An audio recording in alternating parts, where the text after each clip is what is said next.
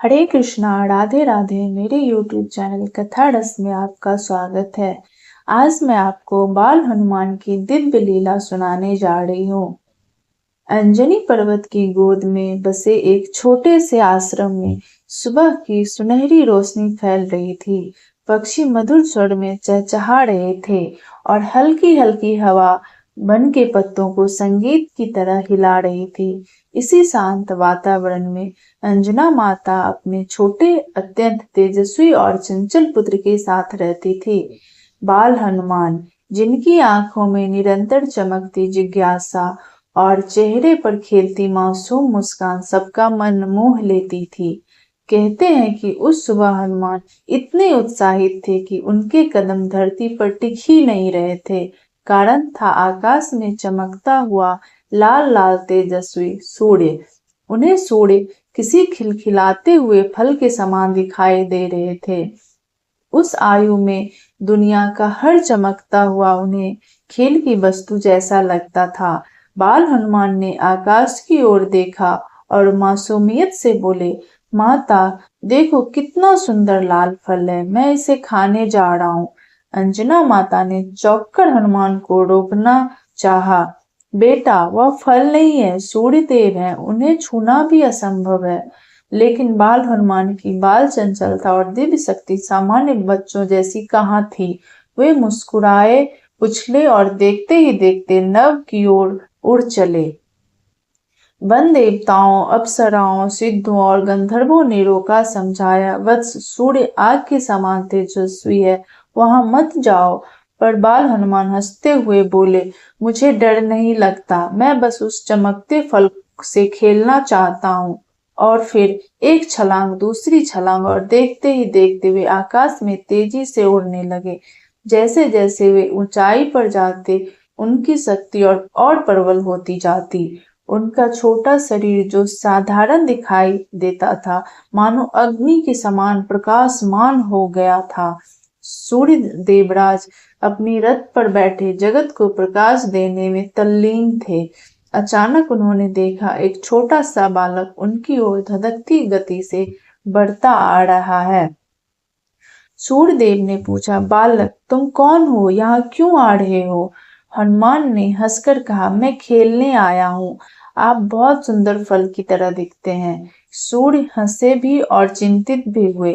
बस मैं फल नहीं हूँ, मैं सूर्य हूँ, अग्नि से भरा प्रज्वलित असहनीय, तुम्हें मेरी उष्मा जलाएगी। हनुमान ने बाल सुलभ नादानी और दिव्य निर्भीकता के साथ कहा, मुझे कोई नहीं जला सकता, मैं तो बस आपको छूना चाहता हूँ। और इतना कहकर वे सीधा सूर्य की ओर बढ़े, मानो तेज ही नहीं अपने खिलौने की ओर जा रहे हो। देवलोक में हाहाकार मच गया। देवताओं को लगा कि यदि हनुमान सूर्य से टकरा गए तो जगत में दिन रात का संतुलन बिगड़ जाएगा। तुरंत देवराज इंद्र को सूचना दी गई। इंद्र ने देखा कि यह कोई साधारण बालक नहीं बल्कि वायु देव पवन का पुत्र है, दिव्य तेज से भरा। परंतु जगत की रक्षा के लिए उन्हें शीघ्र निर्णय लेना पड़ा। इंद्र ने अपना वज्र उठाकर कहा, यदि यह बालक सूर्य को बाधित करेगा तो इसका रुख रोकना मेरा कर्तव्य है।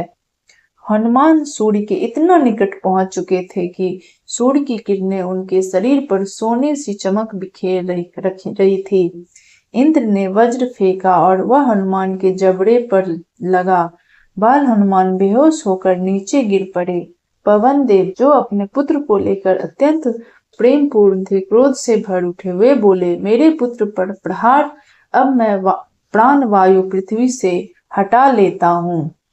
जैसे ही पवन रुके, जगत में कोलाहल मच गया। मानव देवता सूक्ष्म जीव सब सांस लेने को तड़पने लगे। देव समूह घबराकर ब्रह्मा जी के पास पहुंचा। ब्रह्मा जी तुरंत पवन देव के पास गए और बोले, पवन शांत हो जाओ, तुम्हारे पुत्र को जीवित किया जाएगा। ब्रह्मा जी ने बाल हनुमान को अपनी शक्ति से जगाया। हनुमान धीरे धीरे उठे, जैसे कोई दीपक फिर से प्रज्वलित हो गया हो। अब सब देवता उनकी दिव्यता देख चुके थे।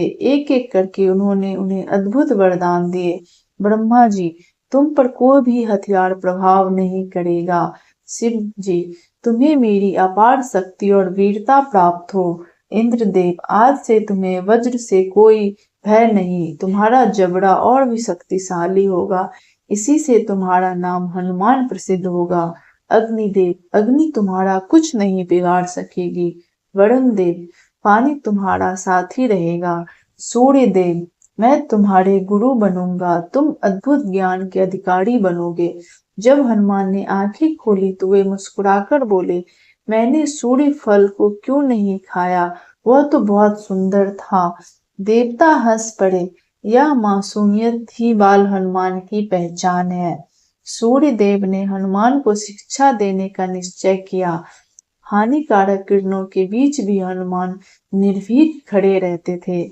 वे सूर्य के साथ आकाश में चलते, ग्रह नक्षत्रों का ज्ञान प्राप्त करते, वेद पढ़ते और समय का रहस्य समझते। सूर्य देव ने कभी ऐसा शिष्य नहीं देखा था जो सीखने की लालसा से भरा हो, जो शक्ति और ज्ञान का सुंदर मेल हो। और वहीं से हनुमान बने असीम ज्ञान, अनुपम बल और अदम्य साहस के स्वामी।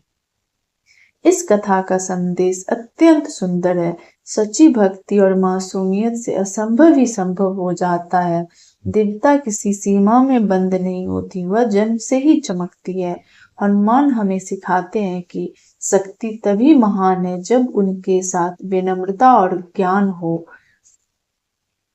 बाल हनुमान की यह कथा केवल एक चमत्कार ही नहीं, एक प्रेरणा है जिसे हर बच्चा, हर बड़ा सीख सकता है कि निर्भीकता, प्रेम और जिज्ञासा जीवन को दिव्य बना देती है। अगर ये कहानी आपको अच्छी लगी हो तो आप मेरे YouTube चैनल को सब्सक्राइब करें। धन्यवाद।